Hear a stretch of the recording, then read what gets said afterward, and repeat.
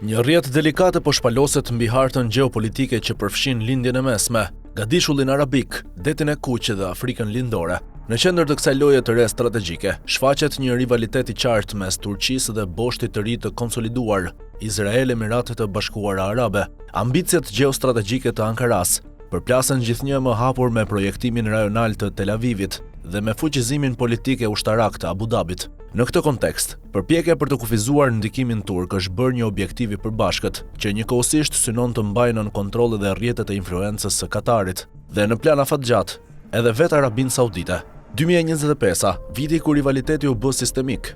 Viti 2025 shënoi dalje në pa të kësaj përplasjeje gjeopolitike, që nuk është më episodike, por strukturore dhe sistemike. Në horizontin e 2026-s, pritet një konsolidim i këtij trendi, me qendra të përplasjes që përfshin territore me rëndësi kritike për lidhjet tregtare, infrastrukturën energjitike, sigurinë kombëtare dhe aksesin në korridore gjeostrategjike ndërkontinentale.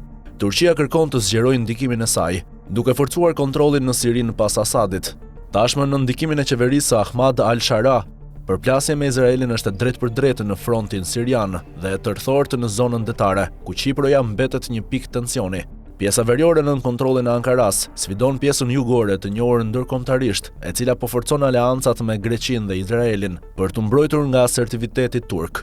Korniza e gjerë, Afrikë dhe Gjiri. Izraeli nga ana e tij ka hapur një front të ri në Somaliland, në zemër të bririt të Afrikës, një rajon ku Turqia prej kohësh është përballur me ndikimin e Emirateve në Somali. Emiratet ndonë e kanë dënuar njohjen izraelite të pavarësisë së Somalilandit. Prej vitesh zhvillojnë marrëdhënie të afërta me qeverinë e Hargesisës, ndërkohë që mbështesin fuqishëm lëvizjen separatiste STC në Yemen, në përplasje të hapur me interesat saudite dhe ato turke në mbajtjen e një ekuilibri ndaj Iranit. Në Sudan përplasja është e drejtë për drejtë. Turqia mbështet regjimin ushtarak të Abdel Fattah al-Burhan, ndërsa Emiratet financojnë dhe armatosin rebelët e RSF-s, një luftë përfaqësimi që ka gjeneruar pasoja të rënda humanitare dhe etnike në Darfur.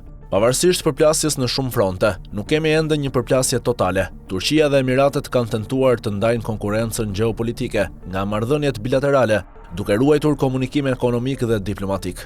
Ndërkohë, aksi Tel Aviv-Abu Dhabi, i konsoliduar pas marrëveshjes së Abrahamit 2020, ka pasur përplasje për çështjen palestineze. Rivaliteti i nxehtë turko-izraelit megjithatë balancohet pjesërisht nga aleanca e përbashkët me SBA-n dhe ndikimi indirekt i Azerbajxhanit, një aktor që herë shërben si ur komunikimi, herë si fuqi baruti.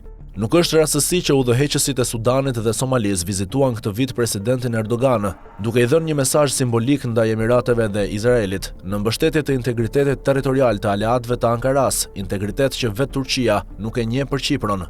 Ndërkohë presidenti Qipriot dhe kryeministri grek vizituan së fundmi Jeruzalemin për të forcuar bashkëpunimin energjetik, EastMed, dhe atë ushtarak me Izraelin, ndërsa 14 dhjetor, edhe lideri i Emirateve vizitoi Nikozinë.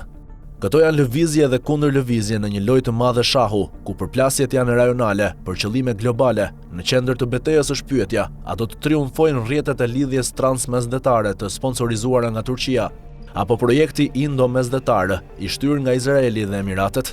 Vendoset kështu se kush do të ketë kontrollin e hyrjes në detin e Kuq, pika e qarkullimit strategjik për tregtinë globale dhe aksesin në Afrikë, si kufiri i ri gjeopolitik dhe ekonomik i botës.